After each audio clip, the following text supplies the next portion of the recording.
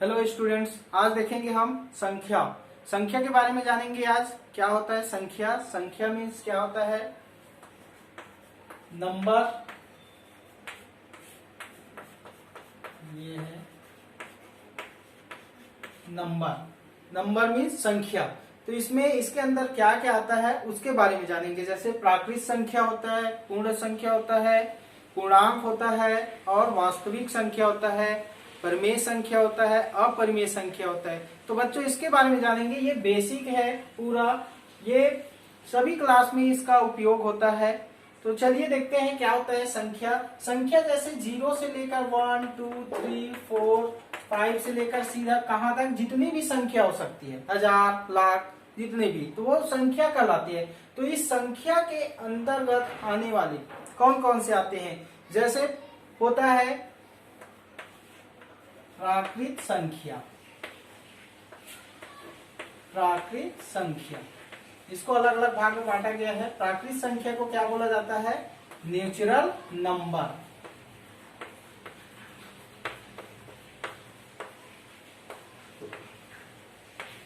ठीक है, प्राकृत संख्या को ही इंग्लिश में बोला जाता है नेचुरल नंबर। तो प्राकृत संख्या क्या होता है बच्चों? प्राकृत संख्या ऐसी संख्या जिसमें 1 से लेकर 9 तक की संख्या होती है, उसको क्या बोलते हैं? प्राकृत संख्या। ये है प्राकृत संख्या में जिसमें 1 2 3 4 5 6 7 8 9 तक की संख्याओं को क्या कहा जाता है? प्राकृत संख्या, जिसको इंग्लिश में बोला जाता है नेचुरल नंबर। ठीक है, तो ये है प्राकृत संख्या। इसके बाद आता है सेकंड नंबर में है पूर्ण संख्या। पूर्ण संख्या। पूर्ण संख्या का अर्थ होता है, इंग्लिश में बोला जाता है होल नंबर। Whole number. ठीक है, तो क्या होता है पूर्ण संख्या? पूर्ण संख्या ऐसी संख्या जिसमें 0 से लेकर के 9 तक की संख्या होती है, उसको क्या बोला जाता है? पूर्ण संख्या। ठीक है, जिसमें 0 1 2 3 4 5 6 7 8 9 तक के संख्याओं को क्या बोला जाता है? पूर्ण संख्या। देखो बच्चों, प्राकृत संख्या क्या है? जिसमें 1 से स्टार्ट होता है और 9 तक, 1 से 9 तक की संख्याओं को प्राकृत संख्या कहा गया है। और पूर्ण संख्या किसको बोलते हैं? जिसमें 0 भी ऐड हो जाता है। 0 से लेकर 9 तक की संख्याओं को क्या बोलते हैं? पूर्ण संख्या। वैसे तो बोलने से प्राकृत संख्या ये संख्या जितने भी आ जाएंगे, लेकिन बेसिकली 6 7 क्लास में क्या होता है, 1 से लेकर 9 तक की संख्याओं को प्राकृत संख्या, और 0 जिसमें शामिल हो जाए, 0 से लेकर 9 तक की संख्या को क्या बोलते हैं? पूर्ण संख्या बोलते हैं, जिसको इंग्लिश में बोला जाता है होल नंबर, और प्राकृत संख्या को नेचुरल नंबर कहते हैं।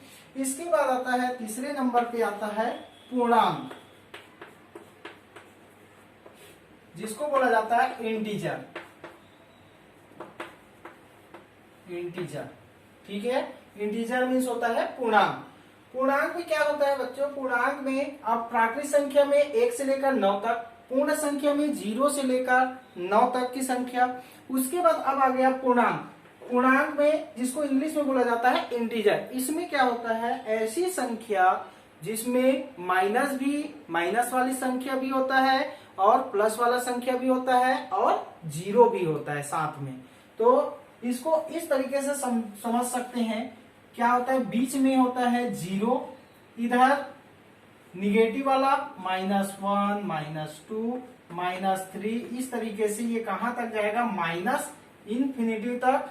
और ये पॉजिटिव की तरफ जाएगा 1 2 3, इस तरीके से ये कहां तक जाएगा?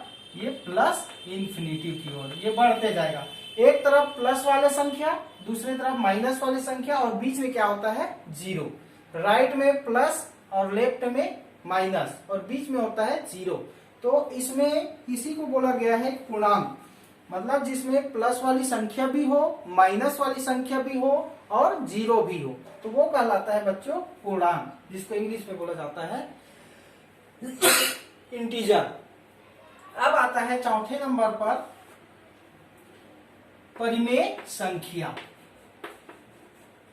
परिमेय संख्या क्या होता है परिमेय संख्या, जिसको इंग्लिश में बोला जाता है रेशनल नंबर। रेशनल नंबर, ठीक है। क्या होता है रेशनल नंबर, परिमेय संख्या? ऐसी संख्या जिसको हम बटे के रूप में दर्शा सकते हैं या P अपॉन Q के रूप में दर्शा सकते हैं। बात वही है, बटे के रूप में दर्शाना मतलब डिवाइड के रूप में, जैसे P अपॉन Q के रूप में दर्शाना, जैसे 5/3, बटे के रूप में 2/4।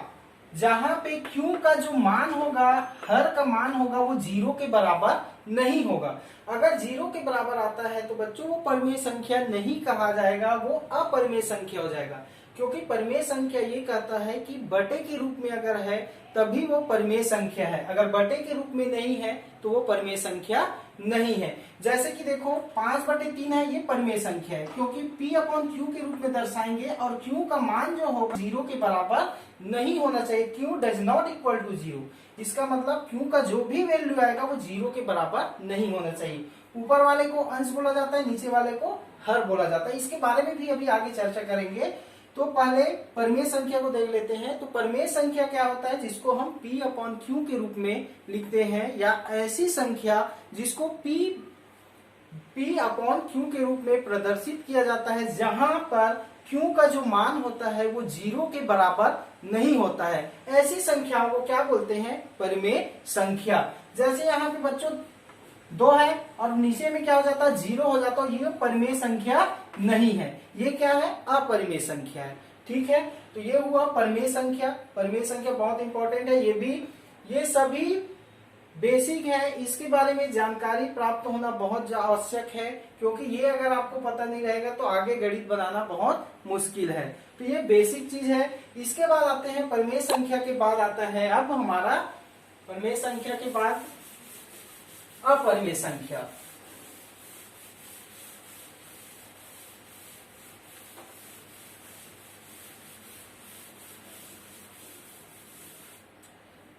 परिमेय संख्या के बाद आता है अपरिमेय संख्या।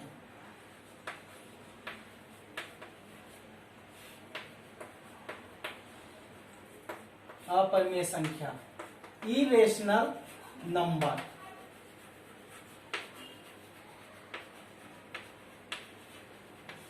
इरेशनल नंबर जिसको बोला जाता है अपरिमेय संख्या। तो इसकी परिभाषा क्या है कि ऐसी संख्या जिसको हम बटे के रूप में प्रदर्शित नहीं कर सकते हैं, इसको बोला जाता है अपरिमेय संख्या। जैसे 4 है, -2 है, 3 है, ये सब क्या है, इस रूप में रहेगा, बटे के रूप में नहीं रहेगा, तब तो हम इसको बोल सकते हैं अपरिमेय संख्या।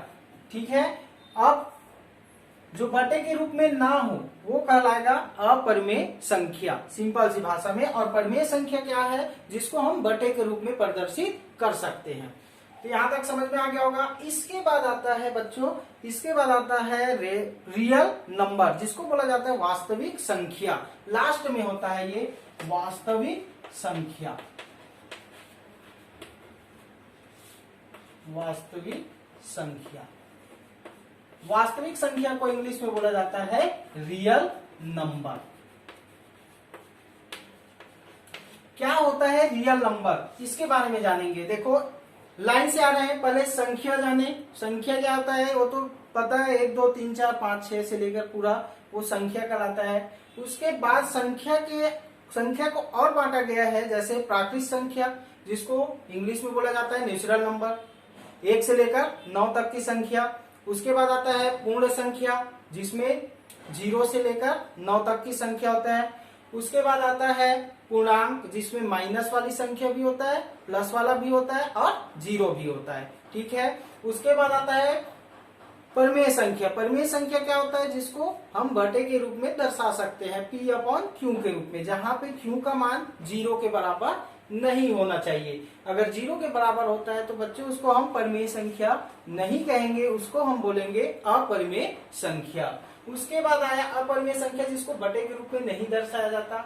लास्ट में होता है बच्चों वास्तविक संख्या, जिसको इंग्लिश में बोला जाता है रियल नंबर। तो इसको, ये क्या है वास्तविक संख्या, तो वास्तविक संख्या ऐसी संख्या है जिसको हम बटे के रूप में भी दर्शा सकते हैं, बटे के रूप में तो दर्शा सकते हैं, रूट के रूप में करणी के रूप में, घात के रूप में, ये सभी क्या कहलाएगा, 1 आएगा, 0 आएगा, ये सभी क्या है, रियल नंबर है। कोई भी संख्या है, चाहे वो घात में आए, रूट में आए, ठीक है, बटे के रूप में आए, वो सभी क्या कहलाएंगे, वास्तविक संख्या। जैसे कि √3/2 ये भी क्या है, वास्तविक संख्या है। -1 है, ये भी वास्तविक संख्या है। 0 भी है, वो भी वास्तविक संख्या है। 5 है, 2/3 है, -3/5 है, ये सभी क्या कहलाएंगे, वास्तविक संख्या।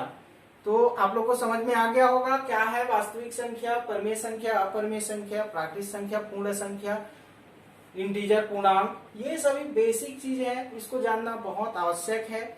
इसके बाद हम देखेंगे क्या होता है लेस देन क्या होता है और ग्रेटर देन क्या होता है, इसके बारे में थोड़ा चर्चा कर लेते हैं। लेस देन और ग्रेटर देन क्या होता है, और बीच में होता है इक्वल टू। इक्वल टू का मतलब तो आप समझ में आता है बराबर। तो लेस देन क्या बताता है बच्चों, लेस देन बताता है, इसको ये चिन्ह है, इसको लेस देन बोला जाता है। इसका मतलब होता है छोटा, और ये होता है चिन्ह ग्रेटर देन।